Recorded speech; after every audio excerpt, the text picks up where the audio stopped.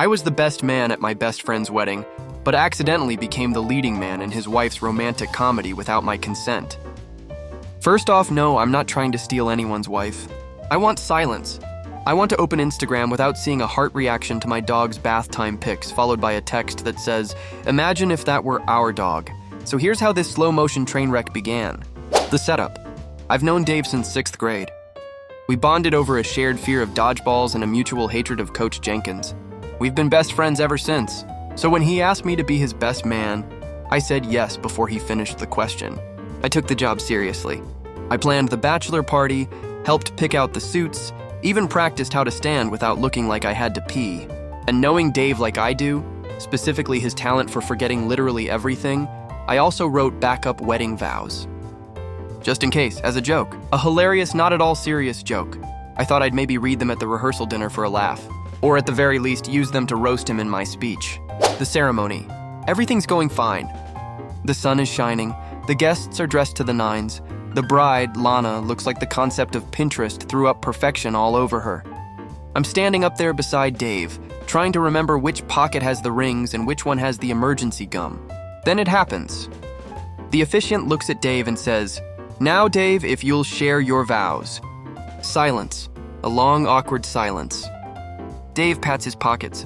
Eyes wide, mouth opens, opens again like a confused bass. He turns to me and whispers, "Dude, I forgot my vows." My brain panics. This is Dave's wedding. Lana is staring at him like she just caught him cheating on her with her sister and her cat.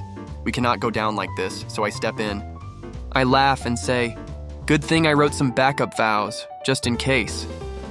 Everyone laughs, haha. Classic best man, always prepared. We're having fun. And then I read them. I shouldn't have read them.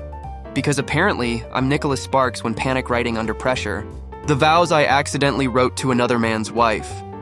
Lana, you are the song stuck in my head, the warmth in my coffee, the GPS rerouting me toward home. You make life less like a Monday morning and more like a Friday afternoon. You laugh at my dumb jokes even when they're not funny, and that makes you a better person than me. I vow to always hold your hand when life gets scary, to kill spiders with valor, and to never let us go to bed angry, unless it's at IKEA, in which case we're sleeping there. I vow to choose you every day, even when we're old, grumpy, and yelling at squirrels from the porch. Cue sniffles. Applause. Lana starts crying and not like, "Aw, that was sweet," tears. Like, "Why does the best man understand me better than my husband?" Tears. Dave claps me on the back and laughs. "Dude, you should have been a poet." The fallout. The wedding goes on, everyone laughs. The officiant lets Dave mutter something half-hearted about football and snacks before pronouncing them husband and wife. We party, we dance. We pretend everything is fine. Then the texts start. At first, they're innocent. All those vows were amazing, and you should write rom-coms. Then they start leaning. Honestly, it's wild how you just get me. What made you think of the IKEA joke? Dave doesn't even know I hate IKEA.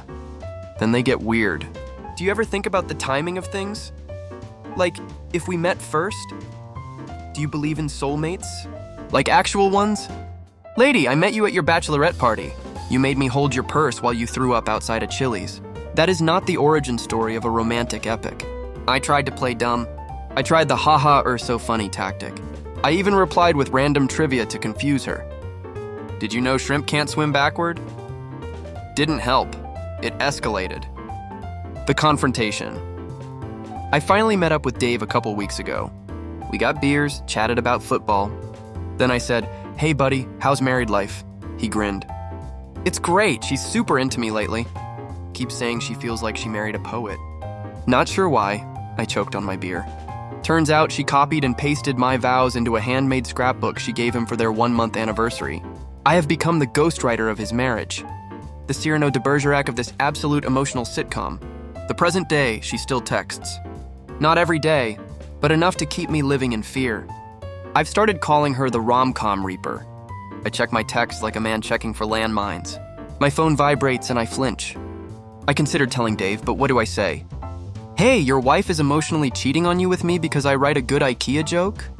So now I just ghost her, and pray, and consider moving, or faking my death, or joining a monastery where wedding vows are banned.